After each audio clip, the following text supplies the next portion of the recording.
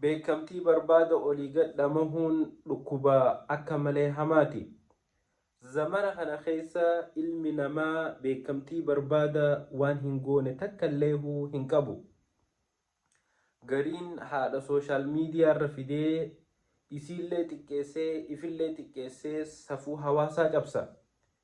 Gariin ajandaa uumuudha jecha sooshaal miidiyaa kanarratti obboleettii niqaa godhatee obboleettii wajjiin aruuza godhata.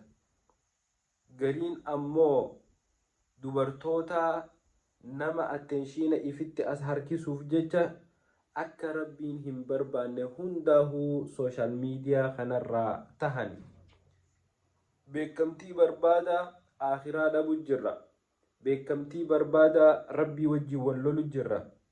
Beekamtii barbaada safuu hawaasaa cabsinee waan rabbi subhaanahu wa ta'aalaa nurraa jibbu dalagu jirra.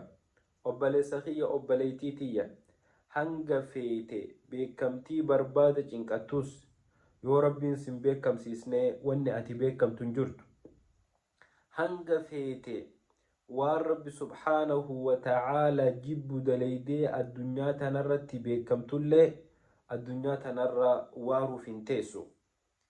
Ilmi namaa addunyaa tanarra jiru guutuun si wallaalee rabbiin tokkichi qofa si beekuutu irra sii caala.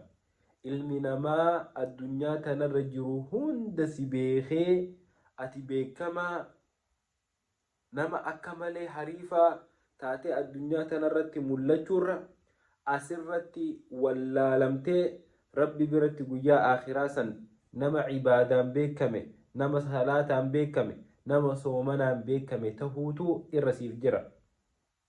Wallaahi obboleeyyan kee beekamtii barbaada ganamaa fi galgala dhamahuun akka hin taane nu taasisutti jirti.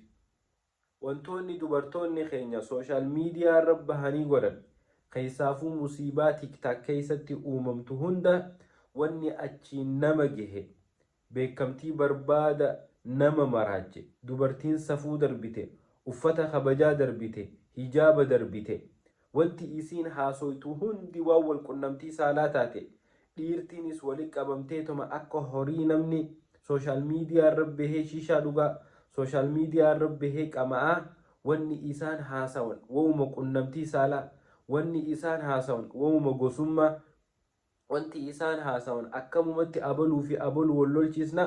Wallaahi hawaasni kun garam deemu jiraan akka maleedha nama yaachisti.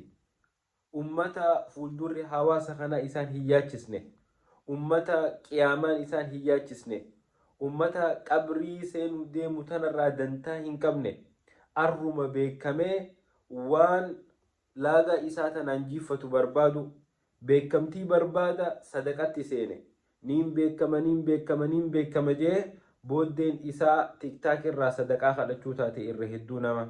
Tanaaf obboleeyyan kiyya yoo ati beekamtii barbaada if rakkitu taate osoo deemtuuti boolla keessaa bahuu hin dandeenye keessa kufuu teessa jechuudha.